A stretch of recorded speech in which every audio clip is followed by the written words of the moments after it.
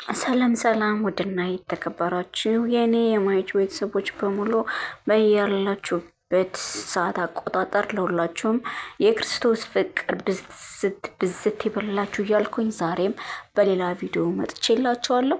ወዳችሁና ፈቅዳችሁ ለምትከታተሉኝ እንዲሁም ደግሞ አይዞሽ በርቺ ያላችሁ ለምታበረታቱኝ እህት ወንድሞቼ በሙሉ ምስጋናዬ ከልብ ነው። ከዚህም እስካሁንም አብራችሁ የነበራችሁ ከዚህ ቀጥሎ ደግሞ እስከ መጨረሻው አብራችሁኝ እንደምትሆኑ ተስፋ አደርጋለሁኝ። እንደተለመደው ሰብስክራይብ፣ ላይክ እያደረጋችሁ ቪዲዮውን ጀምሩት። ዘና ፈታ የሚያደርግ ቪዲዮ ነው ማለት ነው።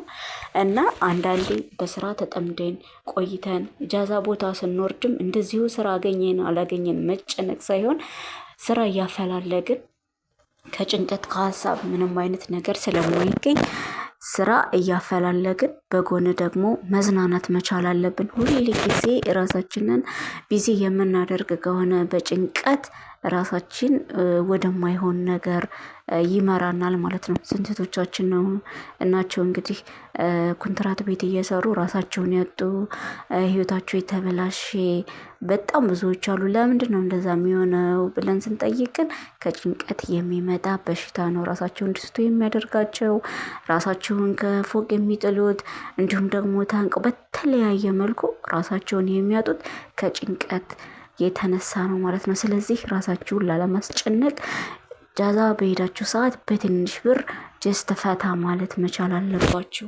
እንደዚህ የሚያማምሩ ሞሎች መሄድ፣ መዝናኛ ቦታዎች መሄድ፣ ሀዲቃ ቆንጆ ቆንጆ ሀዲቃዎች አሉ።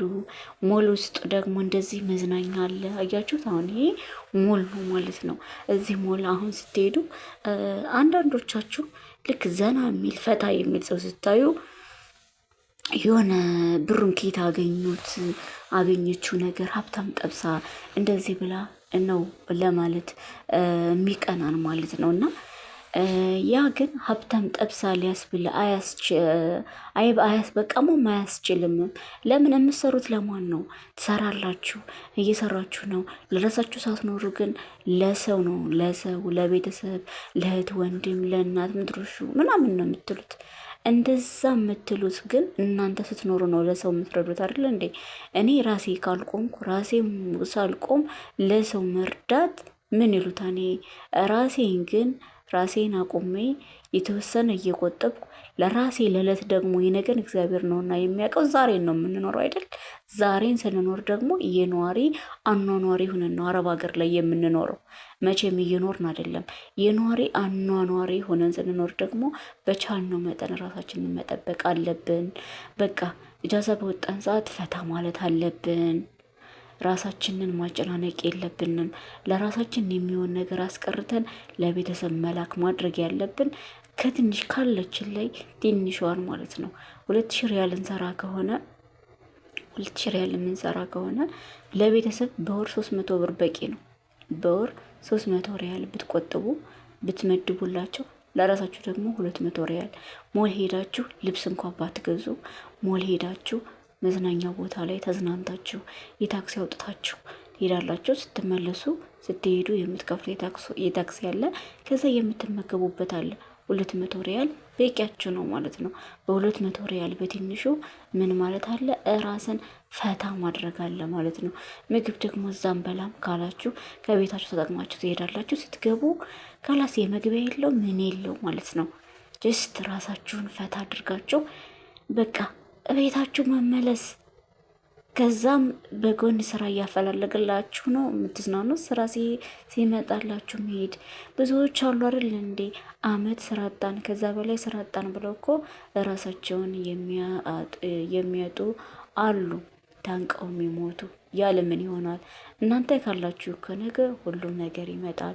ብር ይመጣል፣ ንብረት ይመጣል። አህምሼ እናንተ ኑሩ።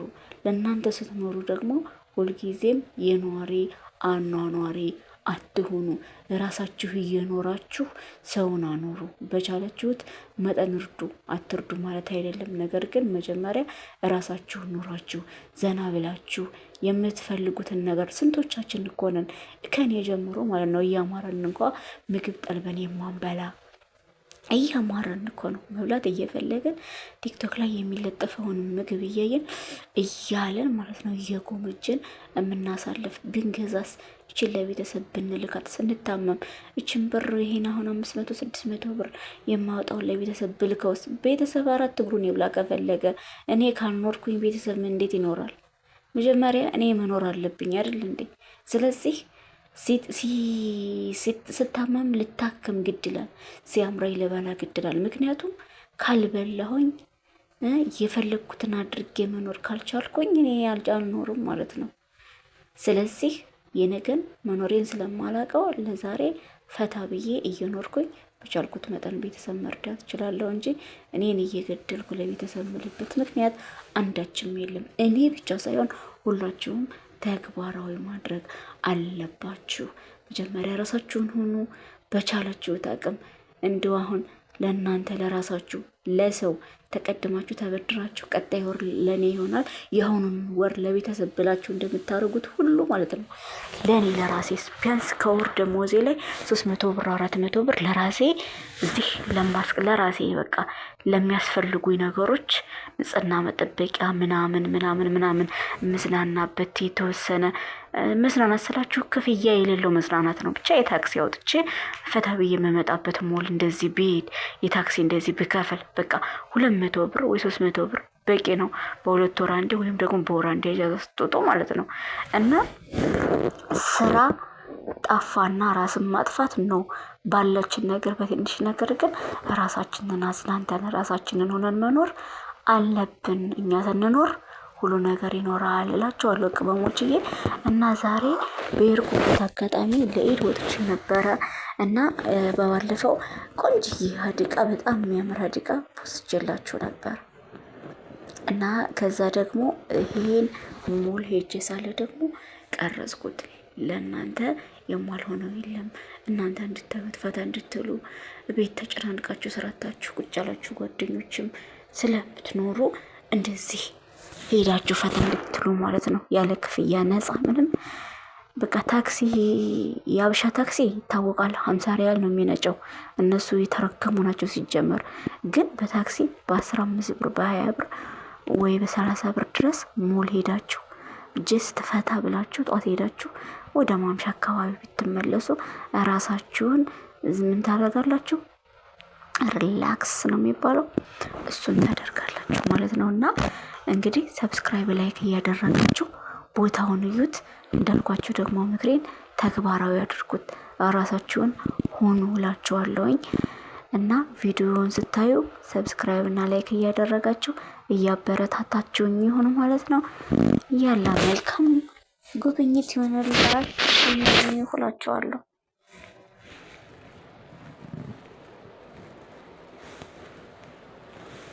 አያችሁት? አያምሩም? ህጻናቶቹ እንዴት እንደሚሽከረከሩ ግን እዩ፣ እንዴት እንደሚጫወቱ ማለት ነው። በጣም ደስ ነው የሚለው። እኔ ራሱ ወጥቼ መጫወት ፈልጌ ማለት ነው፣ ግን ፈራሁኝ። የሆነ ሰዓት ላይ አይታችሁ ከሆነ እንደዚህ እየተሽከረከረ ይወደቋሉ። ዱባይ መሰለኝ በግንባራቸው ነው ድፍት ያደርጋቸው የሚሽከረከረው ማለት ነው። እና እሱን ሳስታውስ ይቅርብኝ ያልኩኝና መሬቱኝ እያየኋቸው ነበረ ማለት ነው። እነሱ ሲሽከረከሩ እኔ እየተሽከረከረብኝ ነበረ።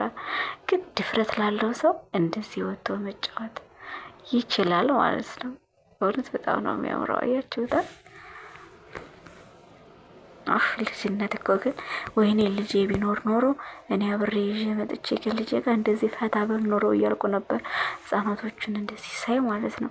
ሳውዲ አረቢያ እኮ ግን እግዚአብሔርን ልጅ ለመውለድ ሰርቶ ለማግኘት በቃ ሁሉን የሚያደላት ሀገር ማለት ሳውዲ አረቢያ ደስ የምትል ሀገር እኮ ናት። ለወልዳችሁ መላክ የምትችሉበት ሰርታችሁ ማግኘት የምትችሉባት ብቻ ምን አታከታችሁ። ሳውዲ ማለት ሁለተኛ ሀገር የኢትዮጵያ የኔ ውድድ ነው የሚያደርግሽ። አሁን ልጅን ባልከው ኖሮ ወደ ኢትዮጵያ ግን ይዤ ወጥቼ እንደዚህ ዘና ፈታ አልነበር። ነገር ግን ያው ይዞ መስራት ትንሽ ከበድ ስለሚል ነው የላኩት እንጂ ሳውዲ ወልዶ ለማሳደግ ቫምፐርስ ብትሉ ምኑ ብትሉ ሁሉ ነገር በኢትዮጵያ ስትመነዝሩት ነው እንጂ ብዙ በዚህ ሀገር በጣም ምርጥ ነው ማለት ነው። እና ልጅ ለማሳደግ ትሆናለች። ሳውዲ ፈታ ብላችሁ ነው የምታሳድጉት። ግን የምታረጉት ምናልባት አሁን ቤተሰብ ሲኖራችሁ እና ባላችሁ የሚያግዛችሁ ከሆነ እናንተ ስትሰሩ እሱ የሚይዝ ከሆነ ምናምን ነው እንጂ አንድ ሰው ብቻ ይዞ ለማሳደግ ከስራ ጋር በርግጥ ይከብዳል።